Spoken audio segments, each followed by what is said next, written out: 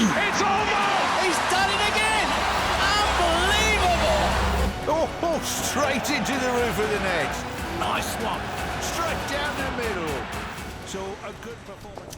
Hi, you're watching Firstpost. I'm Rupha Ramani. Let's get the show started.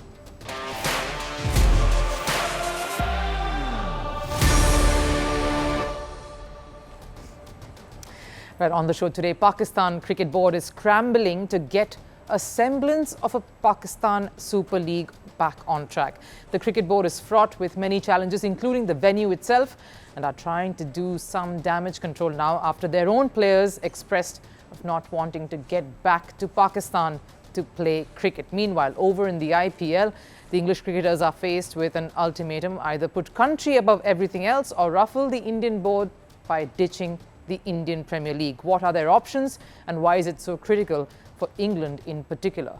And rumour mills are rife with the possibility of Red Bull finally sacking their team principal, Christian Horner.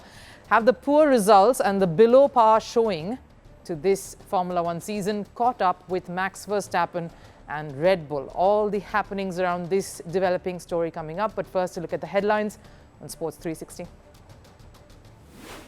Starting with tennis, world number one Sinner has entered the quarterfinals of the Italian Open. He beat Francisco Cerundolo in straight sets. This is Sinner's first tournament since serving a 3-month suspension after he tested positive for doping last year. Everton men's team's home ground, Goodison Park, which was set to be demolished, will now become the home stadium for the women's side. The men's team will face Southampton on the 18th of May in their final game before they move to their new stadium. From the next season, the women's team will take over Goodison Park. Manchester United refused to provide additional tickets to the friends and family members of 30 of their backroom staff members for the Europa League final clash. United manager Ruben Amorim has offered to bear the expenses of it all. In chess, sports governing body FIDE has announced a $1.1 million prize fund for year-ending World Rapid and Blitz tournament. The tournament will take place in Doha this year. $780,000 has been allocated to the open section, that is the men's section, while less than half of that amount, which is $320,000, has been reserved for the women's event. And America's most successful Olympian in wrestling, Kyle Snyder, has been charged with engaging in prostitution following his arrest last week. Snyder is the youngest American wrestler to win Olympic gold, a feat he achieved in 2016. He went on to win silver at the Tokyo Games too.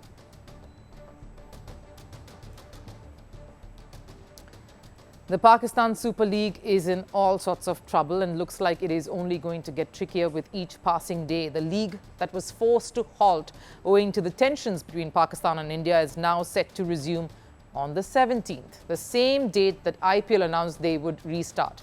They made the announcement, of course, with the released timetable, the schedule and everything else just day before. But the PCB has much to tackle off the field before things can even get back on track for the tournament before it begins. In fact, they are already on damage control mode given what has transpired over the last few days. So what are the pressure points for PSL to resume and conclude without hiccups? Let's start with the first headache, the one that's most important, the venue itself, for which we will have to go back a while to when both countries were engaged in crossfires. India basically trying to thwart all of Pakistan's offensive tactics. Just hours before a match between Karachi Kings and Peshawar Zalmi at Rawalpindi, a drone crashed right outside the stadium, resulting in the match being called off. PCB got into a bit of a huddle and several meetings that day. May 8th is what the day was, if I remember correctly. The chief Mohsin Naqvi personally met the foreign players too to try and give them assurance that all was in fact well. And with that, with little hesitation, announced that PSL's remaining games, including the final, will be played in the UAE. The extremely irresponsible and dangerous act by India, deliberately targeting the Rawalpindi Cricket Stadium, was clearly aimed at disrupting the ongoing PSL. In the light of this threat, the board has decided to shift the remaining matches to the UAE to ensure the safety of our domestic and international players, who are our valued guests. That statement seemed as if UAE was waiting to get the games going and all the PSL players had to do was hop, skip and jump onto a flight to take them to their neighbouring country. Easier said than done, because just a few days after that and with some insistence from the Pakistan Prime Minister Shehbaz Sharif, PCB announced that PSL was in fact going to be suspended. And days after that, in fact, day after, I heard from a reliable source in the UAE Cricket Association that they have in fact refused to play host to PSL. This happened just some days ago, leaving Pakistan red in the face and venue-less. Far from ideal, so Pakistan now has no other choice but to host the matches in their own country. The league games conclude soon enough though, from the restart date, which is 17th May, and the playoffs will be on the 21st and 23rd of the month, with the final on the 25th. Meanwhile, foreign players made a beeline to exit the country when the suspension occurred, and that's what leads me to headache number 2 for the PSL and the PCB, a crucial one this, foreign participation in the league. Will Pakistan Cricket Board be able to convince the foreign boards and their cricketers to come back to play in Pakistan, especially after what happened over the last week or so?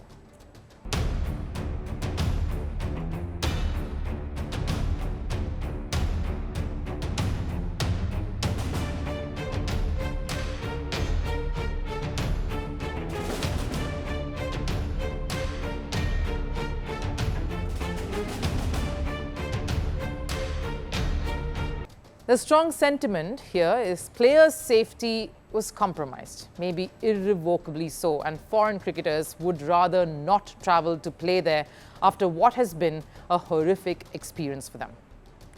Foreign players like Sam Billings, Daryl Mitchell, Kushal Pereira, David Visa, Tom Curran, all of them were so frightened. Landing in Dubai, Mitchell told me that he would never go to Pakistan again, especially in this kind of scenario. Overall, they were all horrified. That's what Bangladesh cricketer Rishad Hossain had said when the PSL was suspended and players, of course, had to leave. And that's what PSL is afraid they might miss out on. Participation of key foreign players that is bound to take the sheen off the league.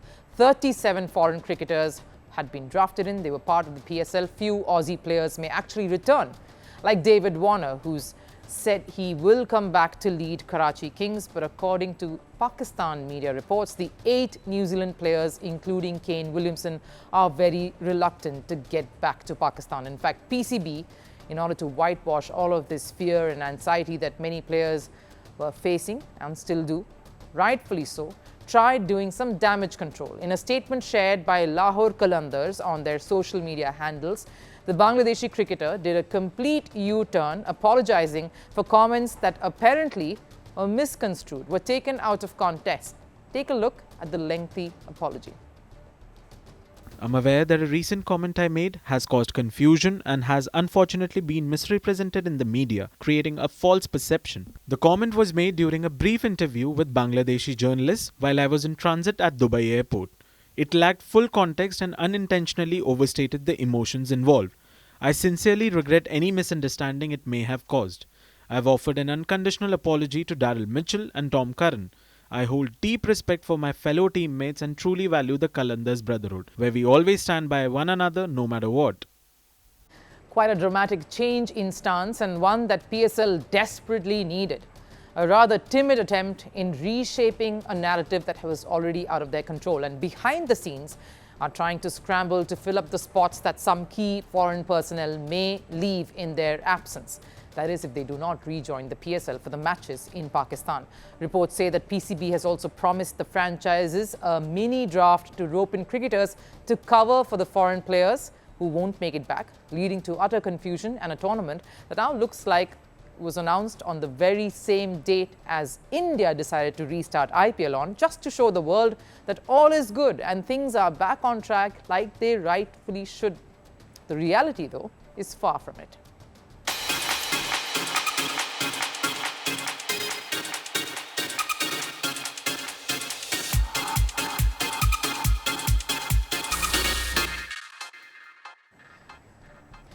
While the Indian Premier League rejigged the schedule and have set the stage up for an IPL reboot as promised, there are some niggles that could put certain franchises on the back foot. Franchises who are pushing for the playoffs. The minor one-week suspension has led to the dates of the last phase of the league to clash with other international fixtures. And the country primarily in focus here for us today is England. They have a massive conundrum to tackle: ruffle feathers of the Indian board by ditching the league, or focus on reviving English cricket that is already on a slippery slope. According to the original schedule, the IPL was set to conclude on the 25th of May, giving other countries enough time to regroup, recover, before diving head-on into their national commitments. And given this is the premier tournament, all the other international fixtures were scheduled in accordance. But with the playoffs now finishing only on the 27th and the final on June 3rd, English players who are integral members of certain teams are in a tough spot, because the country was preparing to take on West Indies at home in a white ball series comprising 3 one-dayers and 3 T20 internationals. The first one-dayer is 2 days after IPL's group stages wrap up, and the third one takes place on the day of the IPL final, that's June 3rd. The T20 series begins 3 days after the conclusion of the IPL and goes on till the 10th of June. And some of England's key players are participating in the league. Jos Buttler, who's playing for, of course, Gujarat, a very key member there for them. He's in England's ODI and T20 squads. Bengaluru's Jacob Bethel is also there, who plays for Bengaluru. He's part of both the squads as well, whereas his teammate Phil Salt, who's found a place in the T20 setup, his neighbour, he's of course teammate in Bengaluru team as well. Will Jacks, who plays for Mumbai, is part of both ODI and T20 setups. So do Jofra Archer, who's with Rajasthan. Now Archer will have no troubles, given Rajasthan is out of the playoff race and their campaign ends on the 20th of May. He can leave to join the preps for the bilateral series. The others have a decision to make. Bengaluru, Mumbai and Gujarat are all in contention for a place in the playoffs, the top 4. In fact, Jos Buttler has been instrumental in Gujarat's domination this season. Buttler has scored 500 runs at a strike rate of 164, has somehow dramatically come out of his slump which he faced in the England setup. He has an average of 72 this season for IPL. He's the 5th highest run getter this year, only 10 behind orange cap holder Surya Kumar Yadav. Butler's contribution is the reason why Gujarat are one of the top contenders to go all the way this year. So will these players pick country over the league? Well, the ECB certainly thinks so.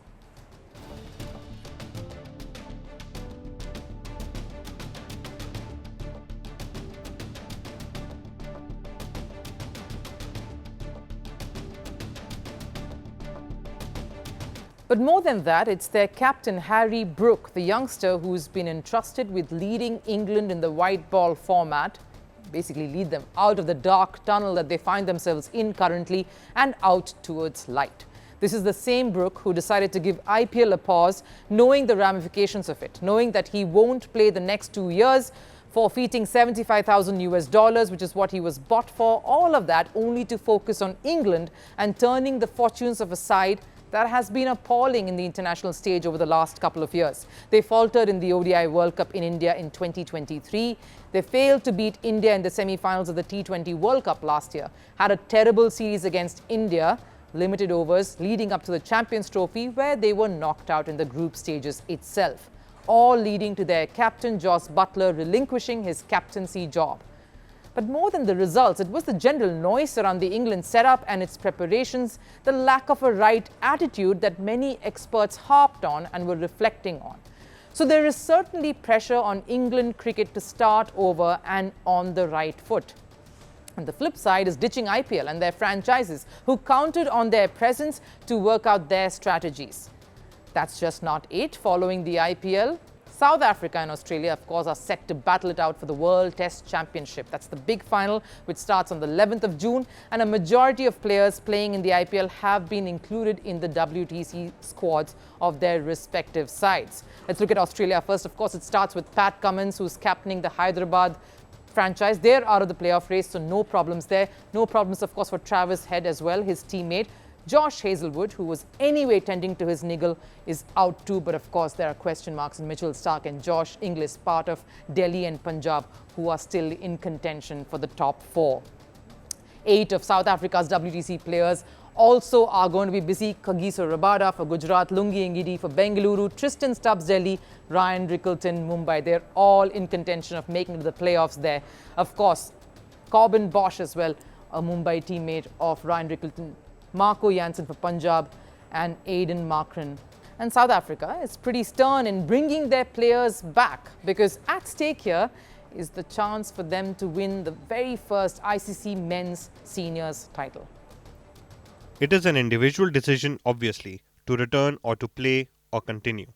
But one thing we have made it clear, and we are finalizing that with IPL and BCCI, is sticking to our original plan when it comes to the WTC preparations, obviously with May 26th.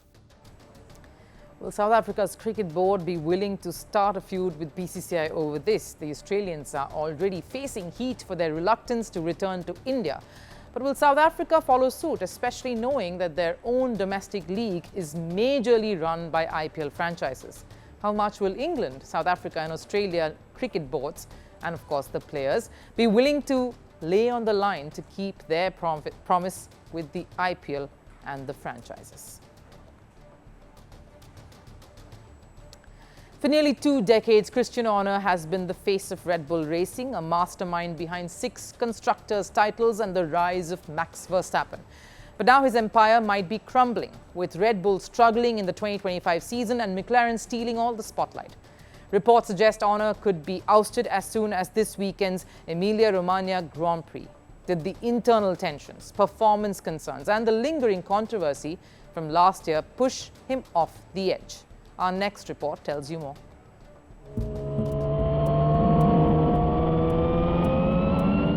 The 2025 Formula One season has seen the fall of a dominant side. Red Bull is struggling, and so is their beloved Max Verstappen. They've managed just one victory, the Japanese Grand Prix. That came courtesy Max Verstappen, but the rest, it's all McLaren. And while it's Red Bull's collective failure, the racing side have found their fall guy. Their team principal, who looked irreplaceable until last year, Christian Horner.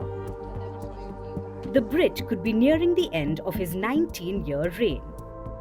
Reports suggest a dramatic shake-up is brewing, and the Emilia-Romagna Grand Prix at Imola could mark more than just another race weekend.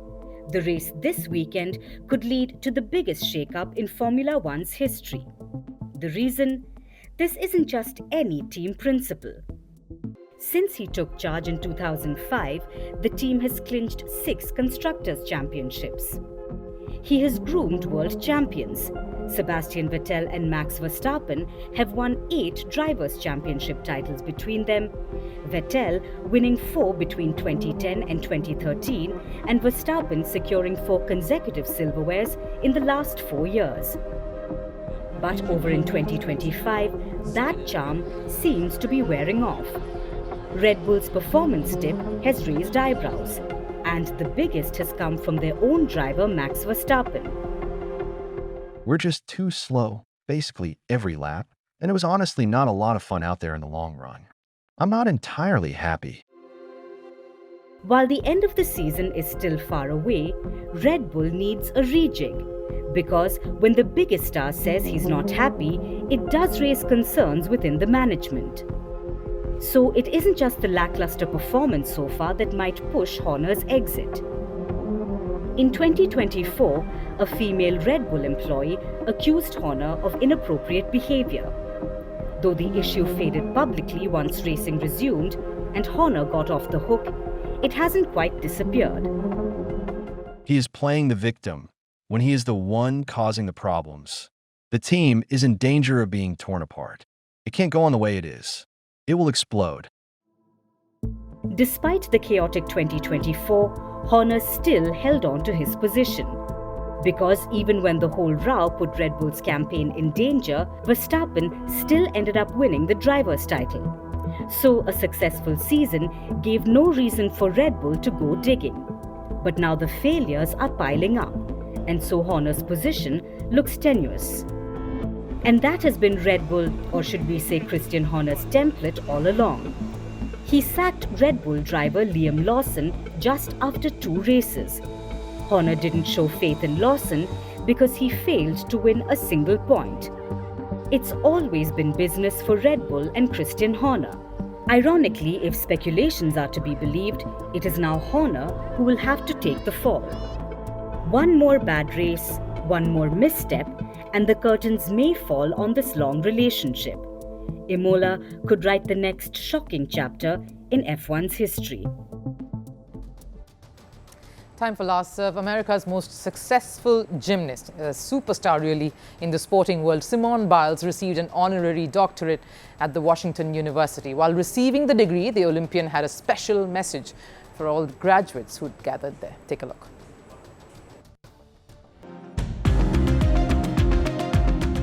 Success in academics, like in athletics, requires sacrifice and dedication.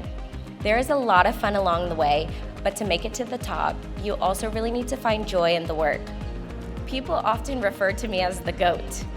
Not the animal, but the greatest of all time. I'm not gonna lie, every once in a while it does give me chills thinking about what I've accomplished in gymnastics. But I'm gonna let you in on a little secret. Being the GOAT was never the goal. All I ever wanted was to be the greatest Simone that I could be. My goal was to be the greatest Simone Biles of all time. In order to be the greatest you of all time, embrace the opportunity to be a leader. Keep an eye on the rearview mirror as you pave a trail for those who may look up to you, who may want to follow in your path, as you never know who may be watching. It's gold there, precious advice to follow. But that wraps it up here on First Sports. I'll of course see you again tomorrow. Till then, do take care. Bye-bye.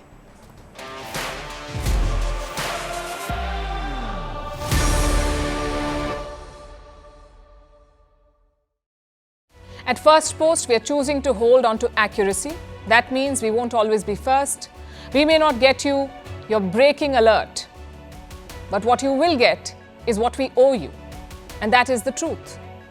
Verified, checked, and cross-checked. We rely on sources and verified ones. After all, that's what separates a journalist from a loudspeaker. But sometimes even we miss a beat. And when we do, we will tell you. Like yesterday, we ran visuals from a registered news agency. That visual turned out to be fake. So we are taking accountability. And from now on, we will cite the source of every visual, every picture, every video that you see on Firstpost will have a source mentioned. That is our commitment to you. We will wait, we will verify, we will ask again, and only then will we tell you. No noise, no panic, just the facts. Because right now, that is what the country needs most.